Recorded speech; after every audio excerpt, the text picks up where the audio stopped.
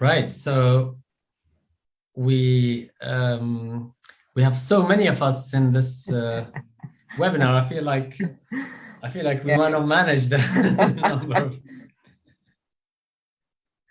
Yeah, luckily it's virtual, so it's open to a smaller niche amount or a big amount. Brilliant. Brilliant.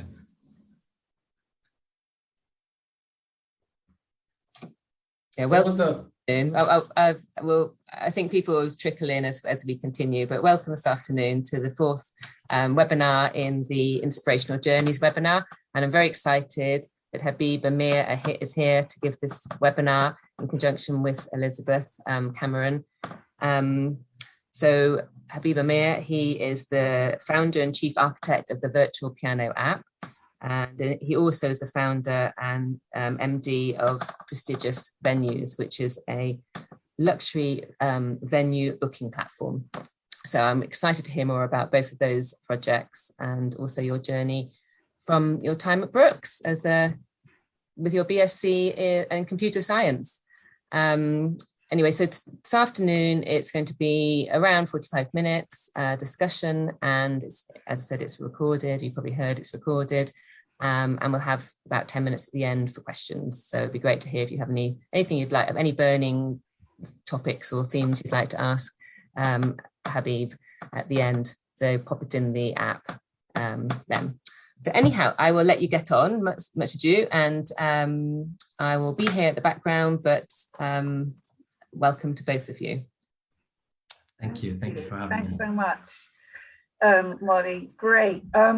Well, I'm Elizabeth, and I lead the enterprise support activity at Oxford Brookes. So I was invited to kind of fire a few questions at you, Habib. I hope that's all right. From an entrepreneurial background, I guess. So Molly alluded to the course that you did at Oxford Brookes, which was computing. Do you feel that was that a good choice for you? Did you enjoy your course? How do you think it's influenced your future career? Thank you, Elizabeth.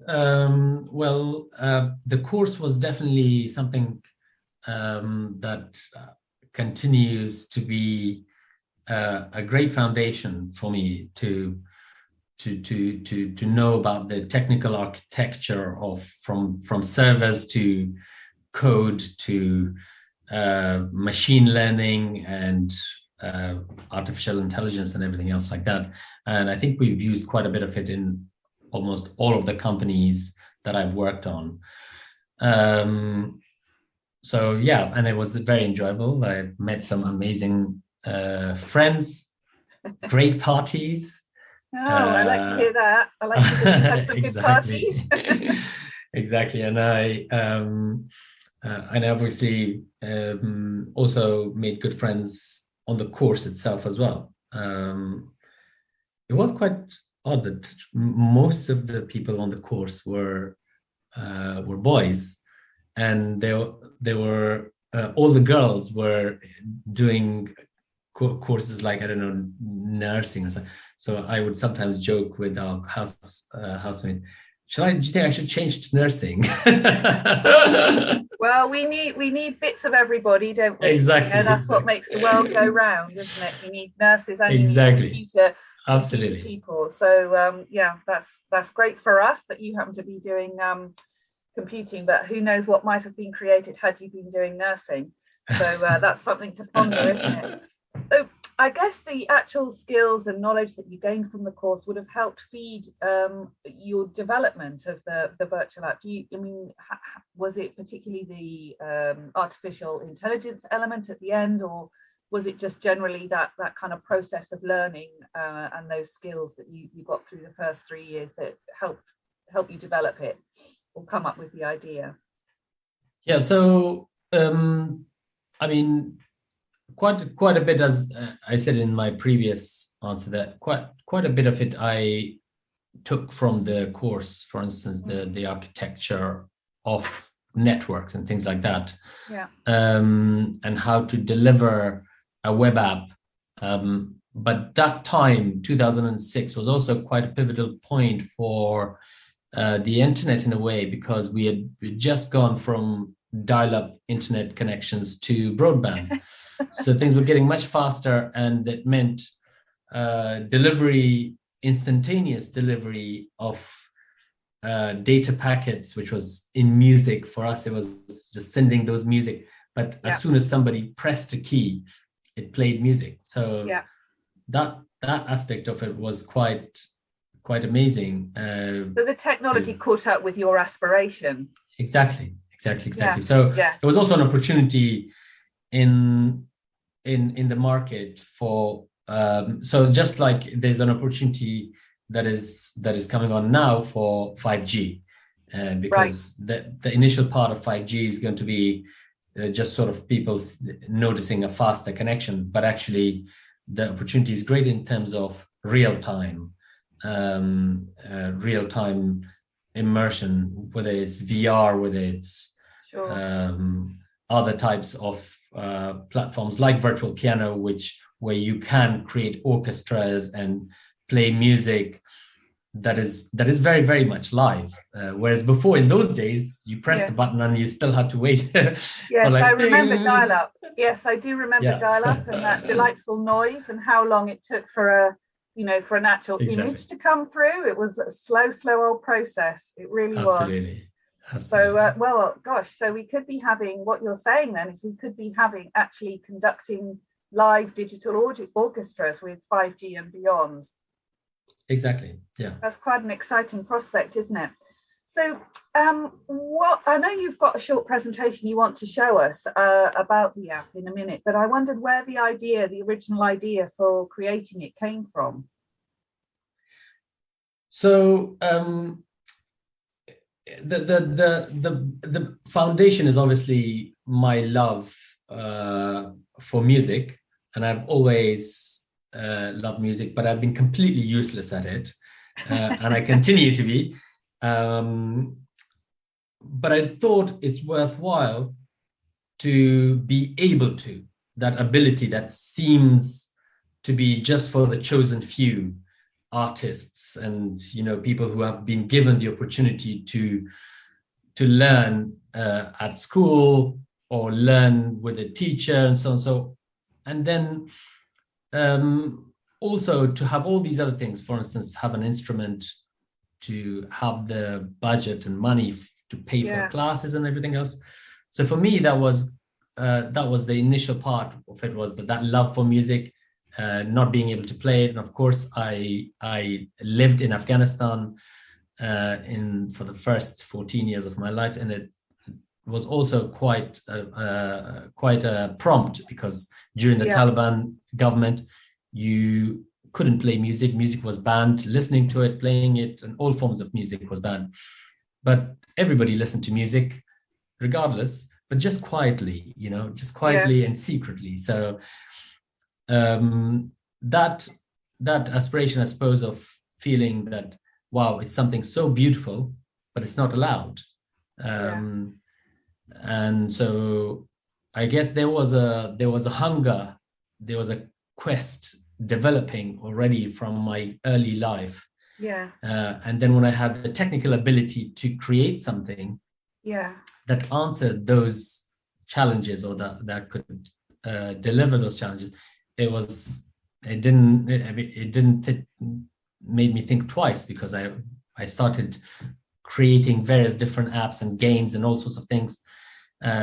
This was one of the things that I developed. I published it online. At the time, there weren't many people playing it, but in a year's time, we were quite niche. Yeah, exactly. In a year's time, we had thousands of people, and then the following year, millions. So it went on from there. Yes, I think, I don't know if you want to take us through the presentation, which introduces the audience in a little bit more detail to the app, because maybe they won't have seen it themselves, but if that's something you want to do. I could share a brief aspect of it here, and let's see if I can actually make this work. Thank you. There we go. Right. So you can say, so effectively, the thing I mentioned earlier about imagining a world where everyone could create and share unique melody, not just the privileged few. And that was the sort of the start of the virtual piano. And as I mentioned earlier, buying instruments, taking lessons, and learning traditional music notation all were barriers. These are things that I speak 4 languages. Music language, the traditional music notation was not another language that I wanted to learn or had time to learn at the time. So I thought, how could I translate this to English alphabet? And so I created virtual piano, which firstly was free, so you don't need to buy instruments. You could play it on your computer.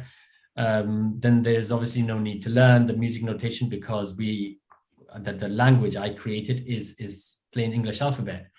And it's for everybody, not for the privileged few, because you don't need a teacher. The teaching is done by virtual piano.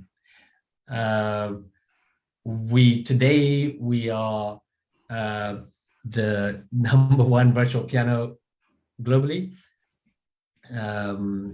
We are perhaps quite an achievement. #1 in the globe. Yes, it's lovely to know that people find it useful. I think that is the most important part, because without it being a useful product, it wouldn't be used, because we have a membership, but it's predominantly a free product. 12 million sessions in 2021 of the segment that were tracked, but our own data is 19 million users, unique users, 52 million page views, and since its inception in 2006, 100 million people have used it to date. So quite a healthy user base, and it's very, very simple to use. So you can, from never having played it, you can load a music sheet on your computer, and it takes less than a minute to get used to the interface and learn to play. Just as you see here on the screen. So you would see the letters get highlighted. For instance, in this case, is A and 0 pressed together, and that's highlighted on the music sheet, as you can see there in orange. And you just basically follow the prompts on the screen. It's very, very easy. So easy, even a 4-year-old child can play it. Are you sure? I might have to put that to the test later. Absolutely, I promise you. The key is to find a super easy song. We call them super easy songs that you can play even on a mobile device. And on a mobile device, the keys get highlighted. So you just, as a 4-year-old or a child and above, you basically just press the orange keys. Mm-hmm. And what about a 54-year-old? How do they do with the app? Absolutely. Actually, we've been told that by a 96-year-old that is enabling him to play from his bed, and he quite likes it. So it's That's quite a very an achievement, isn't it? Age range. Yes, absolutely. And so we display something called Key Assist, which basically shows you what letters you need to press on your computer keyboard. Yeah. Which is great. And our music sheets, as we display, are plain English alphabet. Their music is in very high definition, and 24 of the world's what we call best classical instruments, because we've picked them from all over the world. So it represents a lovely cross-section of the world population and the world music instruments. So amazing. So yeah, that's really that's it in brief. That's a great introduction. Thank you so much for doing that. It's really brought it to life. For those who haven't actually had a chance to experience it personally for themselves. So obviously anyone can learn it from 4 to 94 and even 54. So that's pretty nice. I'm going to be trying it myself later. So I'm just you're clearly very, very driven and very focused, Habib. And I just want to know, how do you manage your life-work balance? I mean, even on the way to the interview, you were texting, and well, I hope not illegally, driving and texting. That would have been very remiss of us to expect that. But no. I dictate. Driven, so yeah, balancing life and work. Thank you very much. No, I dictate a lot to the phone while I'm driving. Okay. Yeah. And a lot of the times it writes something completely incorrect. So I write emails. So I say, full stop, next line. So the email I wrote to Molly earlier was actually through dictation. So, but that's fine completely because I was looking at the road. I hope so. I really don't want to hear any bad behavior on your part, although you set a precedent with listening to contraband music. It's obviously in your DNA. No, so I think I'm quite selfish in that sense, that work-life balance. I take a lot of time out. I definitely am not after one of those entrepreneurs after the millions and so on. So I take a lot of time out to play golf. Majority of my life, 28 years of my life, I did karate. I fought karate for the England team, and as well as when I was a junior in Afghanistan, I fought for the Afghan karate team. I play golf. I play chess. I play a lot of chess, by the way. I captain a chess team. So I find a lot of hobbies that force me to push technology and to push work aside. There's all a relationship, though. There's a mathematical relationship, isn't there, though, between computing and music, pianos, golf. There is a connection. I see it.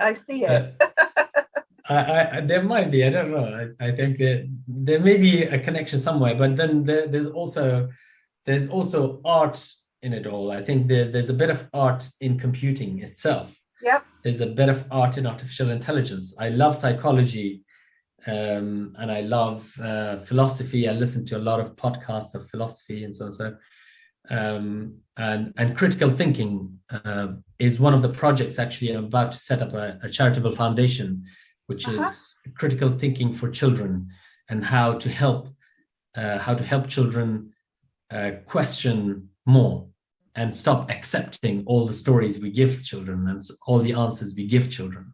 So yeah, there's a lot that I want to do.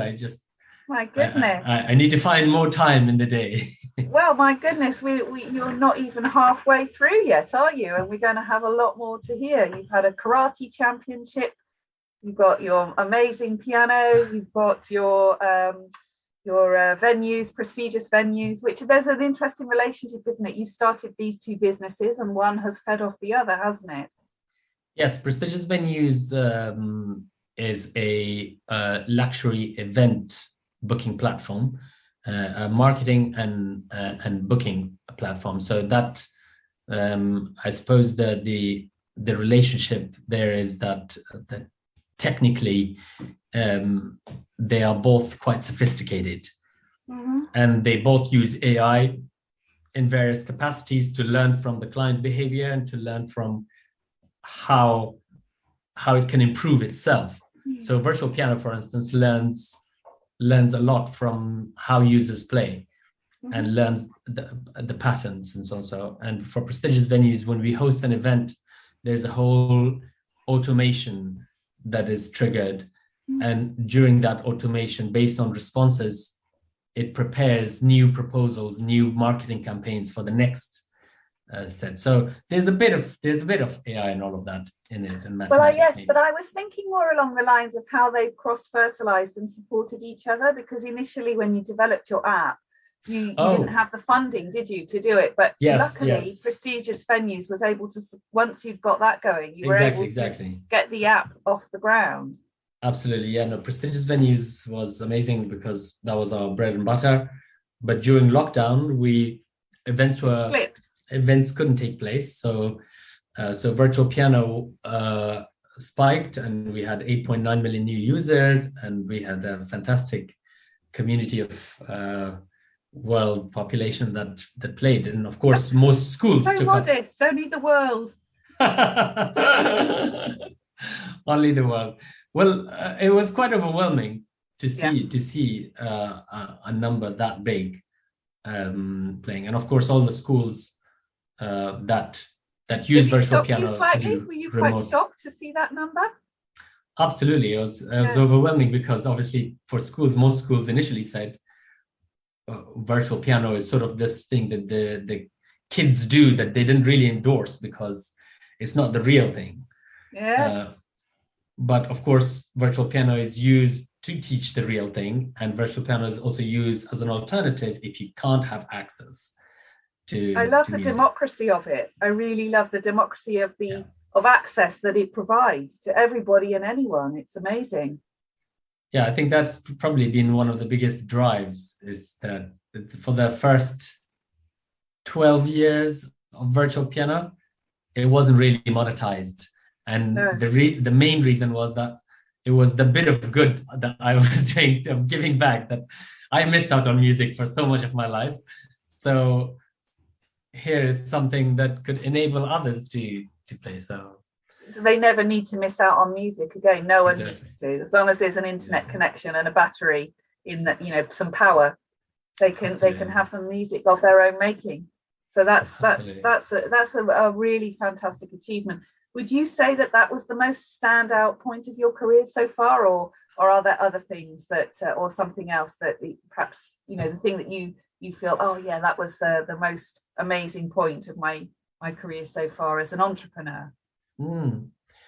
I think there are quite a lot. There are quite a lot, but perhaps the turnaround maybe in both businesses and virtual piano and prestigious venues were having a major client accept or approach us to say. So, for instance, I remember going in when I lived in London. I would go out to this nightclub called the Kensington Roof Gardens, and the queue outside it used to be huge, and it was one of the top properties in Virgin, Sir Richard Branson's Virgin Limited portfolio. And so I was frustrating, waiting in that queue. Anyway, through prestigious venues, I got a membership of the Roof Gardens that they gave me, and they approached us to become a member of prestigious venues. And when we received our first payment from them for events and things like that, I thought, wow, that was definitely a point where I thought, oh, this is Sir Richard Branson's properties that I had to wait outside for so long, and now they're a client. And that was probably one of those pins and needles moments. Oh yeah, that must. Of course, the first time. Sorry, yeah, and of course, the first time I played virtual piano myself, because I had uploaded everything on the internet, and the first time it actually worked. Of course, there were many glitches, but the first time it actually worked. Yeah, it's astonishing. So it was astonishing too. Well, you've had way too many achievements and standout moments for one person. I think I want to have a few for myself. Share them. So that's amazing, Habib. Thank you so much for sharing that. And I guess would you think one of your standout moments, I think it might be for me, would be the getting the Guinness World Record, or being part of achieving a world record? Yeah, that was very special. Again, I guess it's the response you see from people taking part in things. So that was really great. But obviously, we only helped in achieving that record. It couldn't have been possible without you, though. Yes, huh? we had a very healthy 15,000 people playing at the same time, which was fantastic. That's pretty good going, isn't it? I think you said earlier it was only 3,000 they were imagining that they would Yes, get. exactly. The right? aim was 3,000, and we had sent out a communication and did some announcements, but at any one time on virtual piano, in a day, it floats between 40,000 to 50,000 people playing. So for us, 15,000 was actually quite a doable. Well, it was doable, but no. But of course, not everybody comes to play that particular song. So when people come to play virtual piano, they are doing their own thing and not interested to take part in initiatives. But yeah, that was quite a successful initiative. I think it sounds very successful. So just a couple more questions from me, if that's okay. Absolutely. Where do you think you might take your business or businesses or yourself as a brand next? What are your next ideas? Can you share them? Dare you share them? So I suppose, yes, it's a challenging one to share, but in terms of prestigious venues, we are hoping to increase that human connection, to bring more people together in more lovely places. Of course, at the moment, while the UK is thriving with events, the rest of the world is sort of lagging behind a little bit when it comes to events.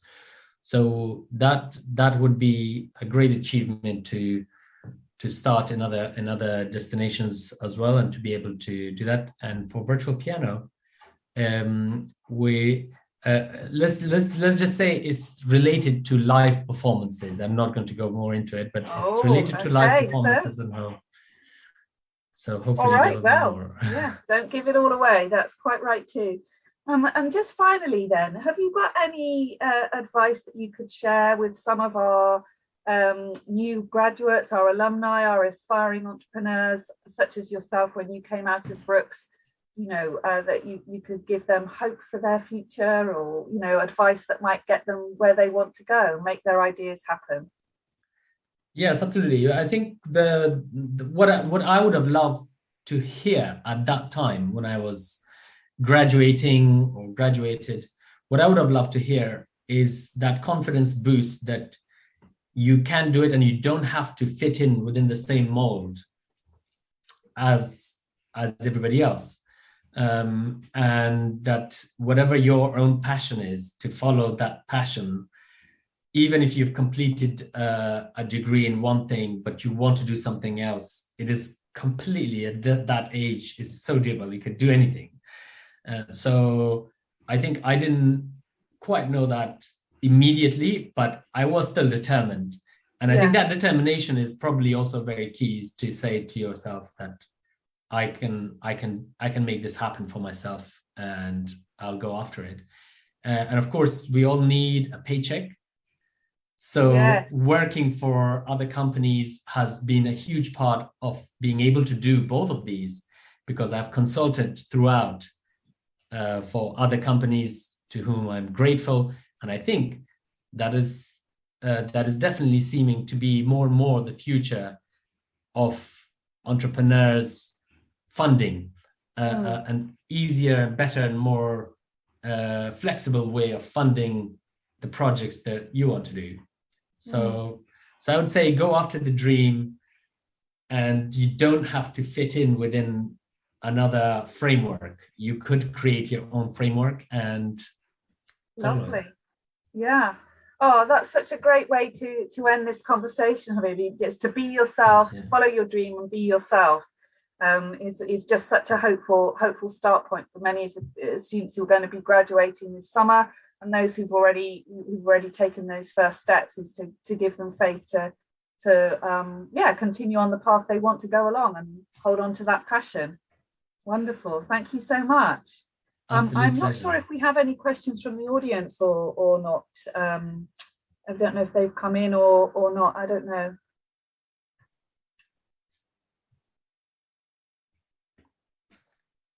Hi, Molly. Hey.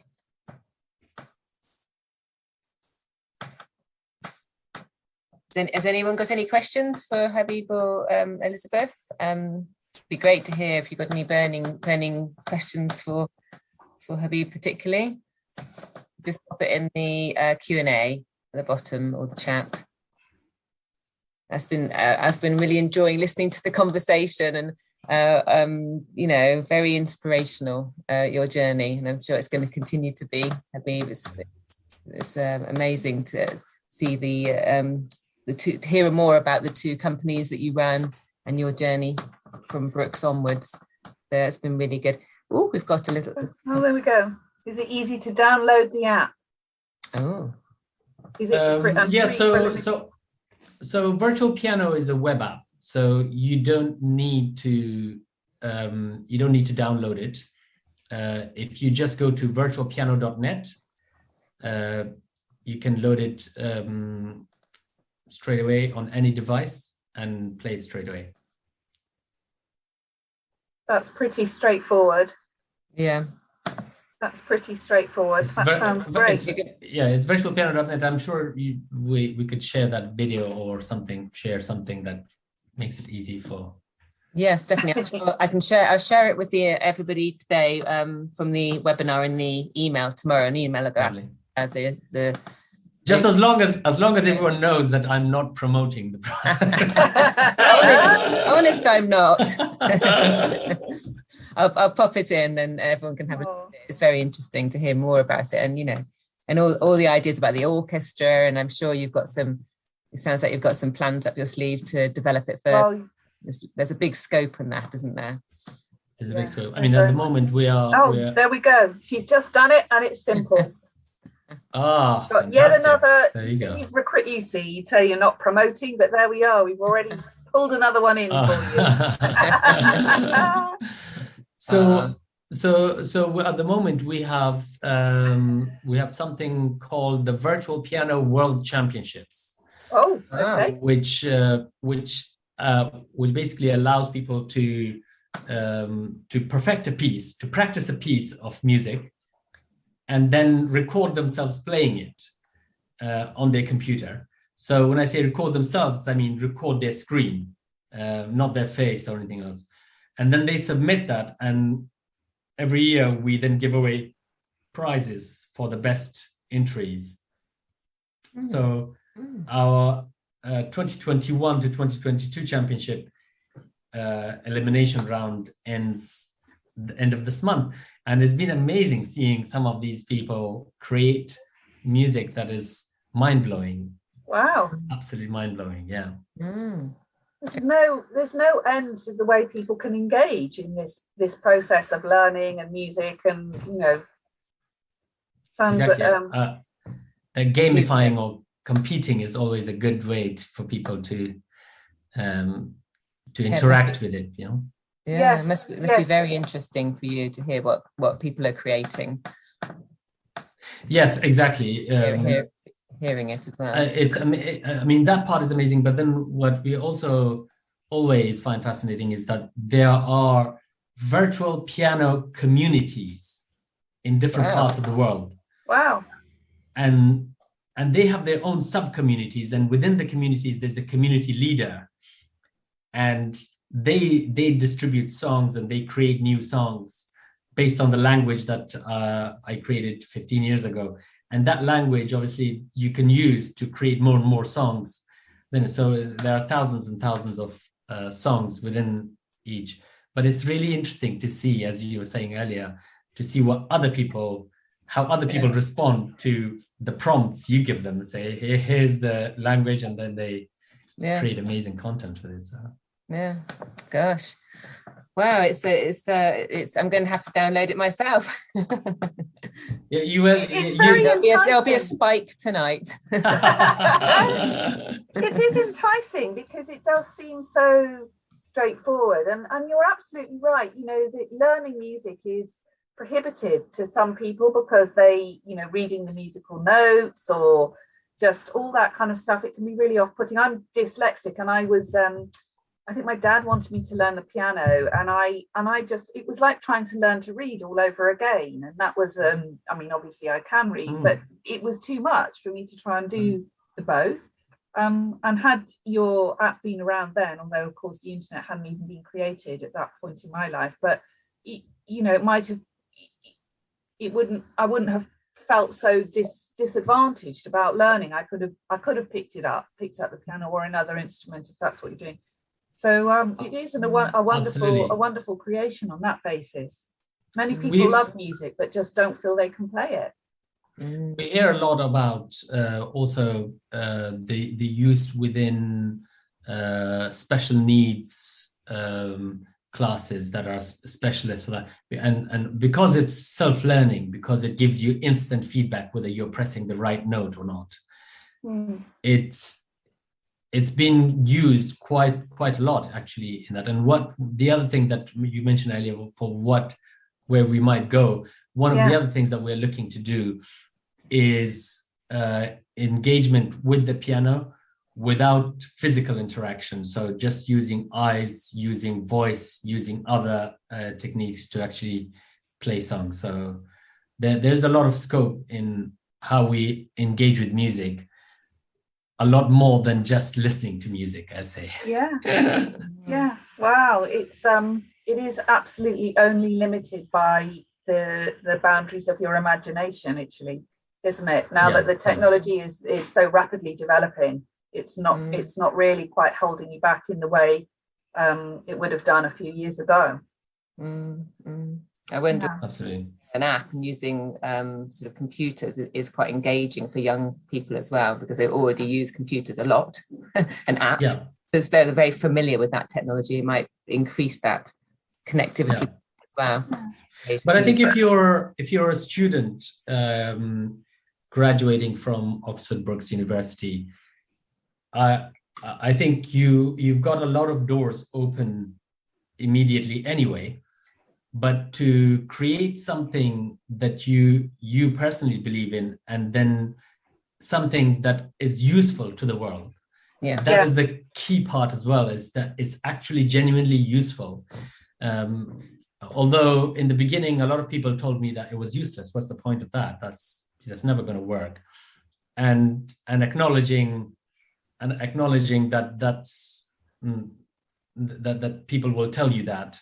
But if you think that it is definitely going to work, you find the application of it and you make sure that it does work. And I think if whatever you're inventing or whatever you're contributing to, if it works and if it's useful, I think it can do an absolute wonderful job. There's something about having resilience to keep going even when people are telling you it's not going to work. Exactly. Yes. Yeah. Oh, it's been great to hear more about your, the app and your prestigious venues as well, and how that development of that platform went. And thank you. Like Elizabeth said. Well, I think is there any other questions from the audience? We've got a few more minutes. Thanks, lost piano due to lack of space in the 70s. Looking forward to a portable version of practice.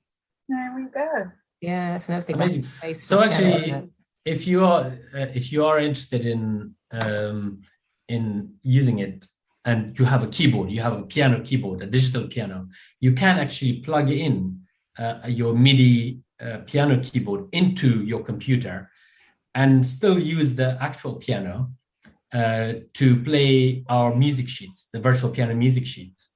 So they both engage, the real and virtual piano also engage with each other quite nicely. And it also provides feedback and so on. So good. I hadn't thought about that. Wow, that's very good. That's another element, isn't it, of connectivity? Yeah. Yes, exactly. Great. So, Oh, well, I feel as if it's a never-ending opportunity that you've introduced us to. Well, now you have to play. You have to play at least one song. My favorite, easiest song is "Happy Birthday." If you search for it on virtual piano, it comes up with super easy version, and the super easy version of "Happy Birthday." That's the one a 4-year-old child can play, or Twinkle Twinkle Little Star, or something like that. So well, I think doing a super easy to start with is pretty much where I'm going to be, and I hope to progress past that. Thank you so much for your time. It's been a pleasure and so enjoyable to hear your journey and the very valuable advice you've given to everyone, that just really to stick to their guns. Don't let the naysayers bring you down. Be yourself, have faith. It's a simple message and a strong one and a good one. Thank you. Thank you very much for having me. Thank you so much. I think it's been lovely actually to verbalizing this, because normally I'm just in it and not really talking about it. So it's great to speak with you about it, and also to if there's one person that is inspired, I think that is amazing. And if if anyone from Oxford Brookes ever needs to chat with me about anything, feel free to contact me. I'm on LinkedIn, Twitter, everything else, and look forward to hopefully seeing you guys in person. Yeah, we'd love that. We'd absolutely love that. I welcome you at any opportunity to the office. So please look forward to coming and having a coffee and all those sorts of things that we don't seem to do that much now. No, I'm sure this generally will be getting more open with the office. So definitely that'd be really, really lovely to see you face to face. And thank you, Elizabeth. You're welcome. Thanks for the invitation. And lovely to see you again, Habib, and thanks for your time. Thank you very much. Audience for your engaging and hope you enjoyed the evening and the great questions. So we'll come to the end tonight. The next webinar in the series is next Tuesday. It's about F1 and racing, working in racing and F1. So that could be next Tuesday at 5 o'clock. So hopefully we'll see you then as well. And I'll close for tonight and have a lovely evening. Thank you so much. Good night. Thank you. Bye-bye. Bye-bye.